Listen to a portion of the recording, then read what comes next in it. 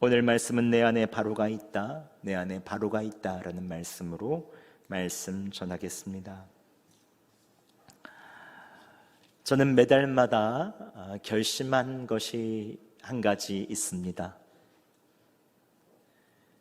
저는 제 체질이 조금만 먹어도 살이 찌는 체질이기 때문에 매달 첫 번째 날이 되면 다이어트를 하겠다 하고 결심합니다. 그래서 첫날 샐러드와 두부만 먹습니다.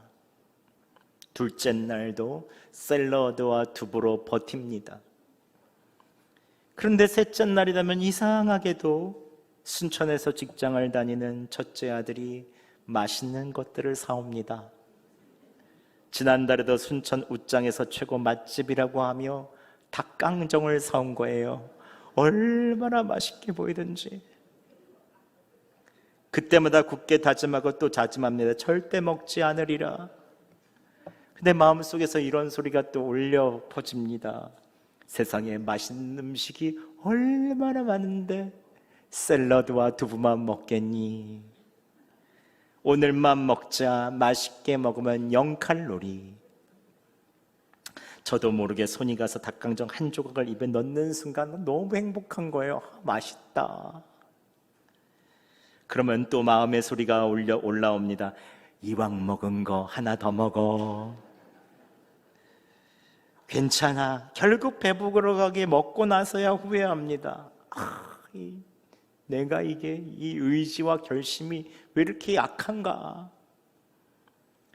그때 내 안에 지배하는 본능을 통제하는 작은 왕이 하나가 있다라는 것을 알게 됩니다.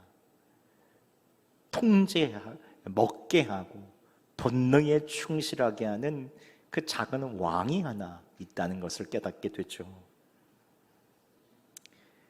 성경은 이 본능을 통제하려고 하는 이 작은 왕을, 자꾸 본능대로 살게 하려고 하는 작은 왕을 옛자라고 부르죠. 오늘 출애굽기 5장은 겉으로는 모세와 바로 왕의 충돌의 이야기지만 이것은 동시에 하나님의 말씀과 나의 옛자가 내 마음의 왕자에 누가 앉을지를 놓고 다투는 충돌하는 내 마음속의 이야기이기도 합니다. 오늘 이 말씀을 통해 내 마음속에 있는 바로 나의 옛자를 내려놓고 주님께 내 마음의 왕자에 앉으시도록 내어드리는 은혜가 있으시기를 예수 그리스도의 이름으로 축원합니다. 오늘 본문은 크게 세 장면으로 나눌 수 있습니다. 첫 번째 장면은 하나님의 말씀이 선포됩니다. 오늘 본문의 모세는 형 아론과 함께 이집트로 가서 파라오, 즉 이집트 바로 왕에게 하나님의 말씀을 선포합니다. 함께 1절 말씀 저희가 봉독하겠습니다. 시작. 그 후에 모세와 아론이 바로에게 가서 이르기를 이스라엘의 하나님 여호와께서 이렇게 말씀하시기를 내 백성 이스라엘을 보내라. 그들이 그들의 광야에서 절기를 지킬 것이니라 하셨나이다. 아멘. 하나님께서는 뭐라고 말씀하십니까? 이스라엘 백성을 자유케 해주시고 예배드리게 하시기 위해서 바로 왕에게 내 백성 이스라엘을 보내라. 모세를 통해 말씀하시죠. 우리의 삶에도 맨 처음에 하나님의 말씀이 울려 퍼질 때가 있습니다. 사랑해라. 용서해라. 일터에서 조금 더 인내해라. 정직해라. 감사해라. 기뻐해라. 하나님께서는 우리가 묶여있는 곳에서 자유케 하시기 위해서 우리에게 말씀하시죠. 우리를 묶였던 곳에서 자유케 해주시고 또 주님을 경배하며 예배하게 하기 위해서, 영광 돌리게 하기 위해서 우리에게 말씀해 주십니다. 즉 우리의 삶에도 바로처럼 하나님의 말씀이 선포되죠. 그런데 오늘 하나님의 말씀을 들은 바로왕의 반응은 어떠합니까? 하나님을 거절하고 무시하죠. 함께 2절 말씀 저희가 봉독하겠습니다. 시작. 바로가 이르되 여호와가 누구이기에 내가 그의 목소리를 듣고 이스라엘을 보내겠느냐? 나는 여호와를 알지 못하니 이스라엘을 보내지 아니하리라. 아멘. 오늘 본문의 두 번째 장면은 무시와 거절입니다. 여호와가 누구냐? 하나님의 말씀이 선포되니 그는 여호와 하나님을 무시하고 거절하죠. 도대체 여호와가 누구냐? 나는 그를 알지도 못한다. 내가 왜 그의 목소리를 들어야 하는가? 그의 말대로 순종하여 내가 왜 이스라엘을 보내야 되는가? 그는 내 종이 아닌가? 이렇게 얘기하는 것입니다. 바로는 이집트의 왕으로서 이스라엘을 억압하며 강제 노역을 시켰습니다. 내 마음대로 통제하고 내 뜻대로 부렸죠. 그런데 여호와 하나님께서는 이들은 내 백성이다. 이들을 놓아줘라. 나를 예배하게 하라. 하나님께서 내 백성이다 라고 하시니 바로 왕은 이에 대해서 무시하고 거절하는 것입니다. 바로 왕은 우리의 옛사람의 본성과 너무나도 똑같습니다. 하나님의 말씀이 선포되고 하나님께서 내 백성이다, 너는 나의 것이다, 내 자녀다, 이렇게 소유권을 주장하고 우리의 삶에 있어서의 자유와 평안을 주시려고 하면 옛사람은 불편해하죠. 내가 계속해서 내 인생의 주인이고 싶습니다. 왜 하나님의 말씀대로 해야 되는가? 간섭한 것이 불편해지죠. 그런데 모세와 아론은 바로가 하나님을 거절하고 무시하니 다시 하나님의 말씀을 전합니다. 3절에 이렇게 말하죠. 그들이 이르되 히브리 내 하나님이 우리에게 나타나셨은즉 우리가 광야로 사흘 길쯤 가서 우리 하나님 여호와께 제사를 드리려 하오니 가도록 허락하소서. 여호와께서 전염병이나 칼로 우리를 치실까 두려워하나이다. 오늘 본문의 세 번째 장면은 무엇입니까? 이런 하나님의 말씀이 울려 퍼질 때 옛 주인은 저항합니다. 통제를 강화합니다. 하나님께서 이스라엘을 내 백성이라고 하고 자유케 하고 예배하게 하라고 하시니 그렇지 않으면 질병을 줄 수도 있다. 너희에 있어서 있는 삶에 가장 큰 질병인 죄와 사망이 임할지도 모른다 라고 이야기하니 이집트 왕인 바로는 그게 싫어서 이스라엘에 대한 통제를 강화하죠. 노동 강도를 2배로 올립니다. 벽돌을 만들 때 짚을 주면 잘 뭉쳐지죠. 근데 짚을 주지 않고 벽돌을 만들려고 하면 뭉쳐서 모양을 잡는 것이 어려워집니다. 붙들어 주는 것이 없죠.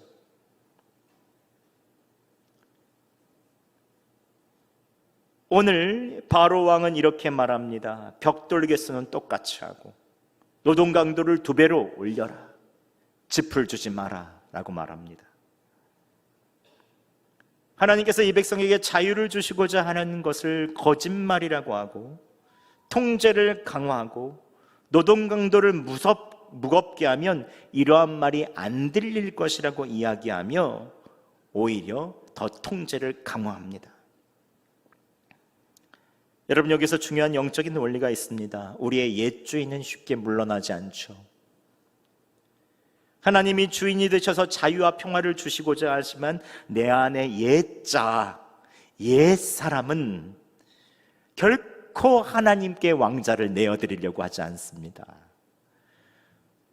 우리도 새 가족 중에 교회에 등록했는데 갑자기 교회에 안 나오시는 거예요. 여쭤보니까 갑자기 몸이 아파지고 꿈자리가 사나워서 교회에 오지 못하겠다고 하시는 분들이 가끔씩 계십니다. 왜냐하면 우리의 영혼을 장악하는 옛 주인이 하나님께서 주인 되는 것을 그냥 놔두지 않죠. 어떻게 해서든지 하나님의 관계를 끊으려고 합니다. 내가 삶을 주관하고 내가 모든 일을 통제해야 된다고 생각하죠.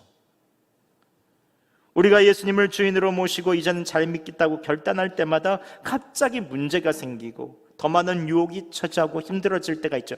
이상하게 제자 훈련만 시작하면 삶에 무슨 문제들이 생겨요. 옛 주인은 쉽게 물러나지 않습니다. 예수님을 주인으로 삼으면 안 돼. 가정에서도 직장에서도 더 예수님을 주인으로 모시고 살겠다고 작정하면 일이 꼬이고 문제는 심각해지고 힘들어지는 경우가 있습니다. 왜냐하면 하나님이 주인이 되시려고 할 때 내 마음의 왕자를 차지하려고 했던 옛 주인을 더 넘어서 가면 하나님께 경배드리는 것을 방해하는 사단이 순순히 하나님께 주도권을 내어드리려고 하지 않기 때문에 그렇습니다. 그런데 우리 안에 있는 죄된 자, 옛사람이 나를 계속해서 다스리도록 내버려 두면 그때 나타나는 현상이 있죠. 계속해서 두려움이 몰려들고 염려가 가득합니다. 왜냐하면 내 뜻대로 모든 것을 해야 되고 내가 통제하려고 하다 보니 그걸 예측하지 못하잖아요. 그러니까 염려하고 두려워하고 미래의 방책을 계속 세우는 거죠. 또 혈기와 분노와 시기, 질투, 음란한 마음들이 나타납니다. 왜냐하면 내가 통제해야 되는데 내 뜻대로 안 되니까 화를 내는 거죠. 분노하는 것입니다. 다른 사람이 인정받는 것이 싫으니 시기하고 질투하는 것이죠. 세상 사람들처럼 더 많은 성공, 더 많은 인정, 더 강력한 쾌락을 찾다 보니 내 자신의 삶이 점점 허무해지는 것입니다. 그 끝은 아무것도 없거든요. 그렇다면 어떻게 하면 이러한 내 안에 있는 옛자를 상징하는 바로를 잘 다룰 수 있을까요? 내가 주인 되고자 하며 통제하고자 하는 문제들을 어떻게 하면 해결하고 하나님께서 주는 자유와 평안의 길로 나아갈 수 있겠습니까? 오늘 세 가지 길을 여러분에게 말씀드리려고 합니다. 첫 번째는 십자가 복음으로 옛자가 죽어야 합니다. 바로는 살아있는 동안 결코 이스라엘 백성을 놓아주지 않습니다. 하나님께서 일으키신 10가지 재앙을 다 겪고도 맏아들이 죽고 이집트 온 전역에 곡소리가 가득해도 보내주고 나서 내가 저 백성들을 끝까지 장악하리라 하면서 전차 부대를 몰고 그 뒤를 쫓아가죠. 결국 갈라진 홍해로 들어가서 물에 수장되어 죽었을 때 모든 것이 비로소 끝납니다. 그토록 나를 통제하고자 하는, 나를 장악하려고 하는 옛자인 이 바로는 그렇게 강한 것입니다. 하나님의 왕됨을 인정하지 않는 옛자인 상징인 바로가 죽어야 우리의 삶에는 새로운 삶이 시작됩니다. 여러분, 십자가 복음의 핵심은 무엇입니까? 죽어야 끝난다는 것이죠. 갈라디아서 2장 20절 말씀 함께 봉독해 보겠습니다. 시작. 내가 그리스도와 함께 십자가에 못 박혔나니 그런즉 이제는 내가 사는 것이 아니요 오직 내 안에 그리스도께서 사시는 것이라. 이제 내가 육체 가운데 사는 것은 나를 사랑하사 나를 위하여 자기 자신을 버리신 하나님의 아들을 믿는 믿음 안에서 사는 것이라. 아멘. 예수님께서 십자가에 죽으셨을 때 우리도 함께 십자가에서 못 박혀서 죽었습니다. 이미 죽은 것입니다. 그리스도인은 이미 옛자가 죽었습니다. 여러분 믿으십니까? 이걸 받아들여야 합니다. 내가 왜 안 죽지? 안 죽지가 아니라 이미 죽은 것입니다. 옛 습관이 남아있을 뿐이죠. 이제는 내가 죽었으니 내 안에 계신 예수 그리스도와 함께 살아야 하는 것입니다. 이게 십자가 복음입니다. 예수님을 구주로 영접하고 믿는 동시에 옛자는 죽었음을 결론 짓고 사는 예수님과 함께 사는 삶, 이게 십자가 복음입니다. 여러분, 내 안에 바로가 있습니까? 아직도 죽지 않는다고 고백하는 옛자의 습관이 있습니까? 가정에서 배우자를 대할 때, 자녀를 대할 때 내 뜻대로 되지 않으면 자꾸 혈기가 일어나고 낙심하게 됩니까? 직장에서, 교회에서 내 방식, 내 뜻대로 되지 않으면 틀린다고 말합니까? 내가 옳다고 주장합니까? 단점이나 부족한 것을 덮어주기보다, 그것을 위하여 희생하고 기도해 주기보다 내 뜻이 받아들여지지 않으면 괜히 안에서 뭔가 올라오고 분이 납니까? 여러분, 내 뜻대로 되지 않는 그 자리에서 내가 죽었다고 결론을 내릴 수 있으십니까? 그렇다면 여러분들은 복음 안에서 사는 것입니다. 여러분, 옛자는 이미 죽었음을 결론 삼고 사시기 바랍니다. 예수님께서 겸손의 왕으로 이 땅에 오셔서 십자가에서 죽으셨죠. 하나님의 아들이시면 모든 권위를 다 내려놓으시고 우리를 위해 인류의 죄와 수치까지도 모두 담당해 주셨습니다. 이미 나는 예수님과 함께 죽었습니다. 십자가 복음으로 내가 죽었다고 결론 내릴 때 예수님께서 내 안에 사시면 우리에게 참 자유를 주실 것입니다. 이게 첫 번째 길입니다. 두 번째 길은 예수님의 말씀에 전적으로 순종하시기 바랍니다. 하나님의 말씀에 순종한다는 것은 하나님이 주인이라는 것을 인정하는 것이죠. 바로 왕은 하나님의 말씀에 순종하지 않습니다. 무시합니다. 왜냐하면 내가 왕이고 내가 주인이기 때문이죠. 말하라고 하면 말하고, 침묵하라고 하면 침묵하는 것, 가라고 하면 가고, 멈추라고 하면 멈추는 것, 이게 순종이죠. 모세는 하나님의 말씀에 전적으로 순종합니다. 지팡이를 내밀라고 하면 내밀고, 던지라고 하면 던집니다. 말하라고 하면 말하고, 침묵하라면 침묵합니다. 순종은 주님이 주인 되었다고 하는 증거이죠. 순종하려면 문을 두드리시고 말씀하시는 주님의 초청에 먼저 마음 문을 활짝 여시고 삶에서 주님과 함께 동행하셔야 됩니다. 먹고 마시는 모든 일들을 주님과 함께 해야 되죠. 함께 요한계시록 3장 20절 말씀 저희가 봉독하겠습니다. 시작. 볼지어다 내가 문 밖에 서서 두드리노니 누구든지 내 음성을 듣고 문을 열면 내가 그에게로 들어가 그와 더불어 먹고 그는 나와 더불어 먹으리라. 아멘. 순종하는 사람의 특징은 주님의 말씀을 듣죠. 말문을 열고 주님을 생각하며 주님과 함께 생활합니다. 그러면 하나님께서 반드시 일하시고 역사하여 주시죠. 여러분, 불순종하는 바로에게 이후에 일어나는 것은 재앙입니다. 10번이나 불순종해서 결국은 10가지 재앙을 만나죠. 그러나 순종하는 모세에게 일어나는 것은 놀라운 기적이죠. 하나님께서 모세에게 명령하신 대로 지팡이를 내리면 홍해가 갈라집니다. 하나님의 손으로 홍해를 확 열어주시죠. 하나님께서 모세에게 광야에서 아말렉과의 전쟁에서 산 위에서 두 손을 들라고 하시면 두 손을 듭니다. 두 손만 들었는데 광야에서 가장 잔인하기로 유명한 아말렉 족속을 전쟁의 경험이 없는 이스라엘 족속들이 계속해서 이기죠. 하나님의 손이 이기게 하시는 것입니다. 여러분, 말씀대로 순종하면 하나님이 역사하여 주십니다. 왜냐하면 하나님이 내 삶의 주신이라는 것을 인정하면 하나님께서 반드시 역사하여 주시거든요. 여러분, 내 삶에서 하나님의 말씀에 얼마나 순종하고 계십니까? 지난주 여러분의 말씀과 여러분의 양심과 여러분의 삶 속에서 주님이 말씀하신 것은 무엇이었습니까? 이번 주 즉시 순종할 만한 말씀을 하나 정해보세요. 계속해서 주님께서 나에게 사랑하라, 용서하라, 우리의 삶에 있어서 있는 수시로 말씀하시는 그 한 가지 말씀이 있다면 그것을 구체적으로 행해보세요.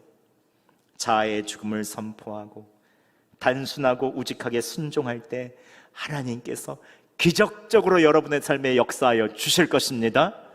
또한 내 안에 있는 바로를 다루는 세 번째 마지막 길은 주 안에서 자유를 충분히 누려야 합니다. 오늘 본문에서 나오는 바로 왕이 누리는 자유가 우리가 보기에는 가장 큰 것처럼 보이죠. 내 마음대로 하고 내가 원하는 대로 통제하고 사람들을 올가매고 자유를 누리는 것처럼 보입니다. 하지만 바로의 자유는 거짓 자유죠. 그는 권력과 죄에 묶여 있었습니다. 하나님의 눈으로 볼 때 그는 이기적이며 타인의 고통을 돌아보지 않죠. 나만 잘 살기 위하여 타인의 자유를 억압하고 통제하죠. 그러나 예수님은 어떠십니까? 이 땅에 종의 모습으로 오십니다. 스스로 많은 것을 할 수 있는 하나님의 아들의 권세를 가지고 있는데도 스스로 있는 자유를 제한하시죠. 전능하시고 창조하신 그 주님이 한 아기로 자신을 축소하여 오십니다. 응애의 소리밖에 할 수 없는 무력한 인간의 모습으로 오셔서 우리에 있는 모든 아기 때부터 노인에까지 있었던 모든 일들에 있는 것들을 다 짊어지시고 다 이해해 주시죠. 그런데 주님은 참 자유를 누리십니다. 그리고 만나는 사람마다 자유를 주십니다. 여러분, 참 자유는 어디에서 옵니까? 예수님께서 내 삶의 주인이 되실 때 자유를 누리게 되죠.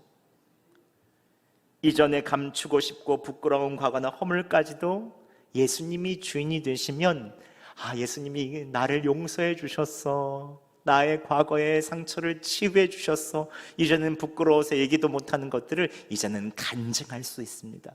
하나님의 영광을 드러낼 수 있죠. 나에 있어서의 가난, 나에 있어서 있는 외모, 나에 있어서 있는 컴플렉스들, 많은 것들이 주님 안에서는 간증의 재료가 되고 하나님께 영광을 돌리는 도구가 됩니다. 여러분, 자유를 누린다는 것은 이전에 나의 모든 것이 다 사라진다는 말이 아닙니다. 혈기를 부리던 사람이 혈기가 없어지지 않죠. 그런데 혈기를 부리던 자아에게 이제는 종노릇하지 않는다는 것입니다. 혈기가 올라오더라도 예수님을 바라보며 그 모든 것을 낮출 수 있죠. 혈기를 내려놓을 수 있습니다. 또한 다시 옛 습관으로 혈기를 부렸다고 해도 다시 한번 예수님을 바라며 회개하며 다시 한번 새롭게 시작하죠. 언젠가는 완전한 혈기에서 벗어나 자유를 누릴 수 있게 해주시는 것입니다. 예수님 안에서 누리는 자유는 돈에 대한 욕심이 완전히 없어진 것이 아닙니다. 욕심을 부리는 자아의 종노릇하지 않고 예수님이 나누라면 언제라도 나눌 수 있고 예수님이 쓰라고 하면 쓸 줄도 하는 것이죠. 여러분, 요즘에 가장 한국인들이 자유를 누리지 못하는 부분이 무엇인지 아신가요? 시간이 아닐까 싶습니다. 다 바쁘다고 하세요. 나이 드신 분도 공공근로에서 너무 바쁘다. 교회에서 있다고 하면 다 바쁘다. 아이에서부터 노인까지 다 바쁘다. 그런데 여러분, 한번 생각해 보시죠. 진짜 우리의 시간을 뺏어가는 것은 무엇입니까? 일례로 한국인의 스마트폰 사용 시간이 조사가 되어서 나왔는데 하루 평균 3시간에서 5시간입니다. 4시간 이상이 55%, 이 가운데 반 이상은 스마트폰을 4시간 이상 사용하고 계시는 것입니다. 하루가 24시간인데 20% 이상을 사용하는 것이죠. 여러분, 혹시 스마트폰을 사용하면서 마음에 절제하라는 세미한 음성을 주시진 않았나요? 여기서 자유케 해주고 자유하고 싶은 마음은 없으셨습니까? 그런데도 또다시 우리를 들여다보게 하고 또다시 거기에 얽매이게 하죠. 여러분, 절제가 잘 되지 않습니다. 내 힘으로 잘 되지 않습니다. 그런데 그때마다 오늘 3가지 길을 생각해 보세요. 다시 한번 십자가의 복음으로 돌아가서 나는 죽었습니다. 예수님을 바라보는 것이죠. 그때부터 내 자아를 자아가 죽었음을 선포할 때 우리가 조금씩 예수님 안에서 머물게 됩니다. 그러면서 음성이 들리게 되고 그 음성에 대해서 반응하게 되죠. 삶의 주인을 주님께 내놓습니다. 그리고 마지막으로 거기에서 자유를 누리게 되는 것입니다. 여러분, 주 안에서 자유를 마음껏 누릴 때 이런 자유는 우리의 섬김으로 사용되어져야 됩니다. 나만 자유를 누려서는 안 됩니다. 함께 갈라디아서 5장 13절 말씀 저희가 봉독하겠습니다. 시작. 형제들아, 너희가 자유를 위하여 부르심을 입었으나 그러나 그 자유로 육체의 기회를 삼지 말고 오직 사랑으로 서로 종노릇 하라. 아멘. 우리가 예수 그리스도 안에서 내가 죽었습니다. 십자가 복음으로 살고 그 말씀을 철저하게 순종하며 살기 시작하고 그 안에서 자유를 누리기 시작하면 이 자유는 누군가를 섬기기 위해서 주시는 놀라운 자유죠. 여러분, 오늘 내가 주님 안에서 모든 것을 내놓고 자유를 누리고 싶은 분이 계십니까? 그렇다면 주변의 사람들을 사랑과 섬김으로 세워주는 것에 여러분의 시간을 사용하시기 바랍니다. 그러면 하나님께서는 점점 더 여러분에게 많은 자유를 허락하여 주실 것입니다. 말씀을 마치겠습니다. 여러분, 내가 통제하려고 하는 가정의 문제, 자녀의 문제, 직장의 문제, 관계의 문제가 있습니까? 내 마음의 문제가 있습니까? 그렇다면 주님 앞에서 이렇게 고백하시기 바랍니다. 주님, 제 안에 자아를 자꾸 충만하게 하고 자아가 죽었음에도 불구하고 살아있다고 이야기하게 하는 바로가 있습니다. 그 바로를 주님 앞에 내려놓습니다.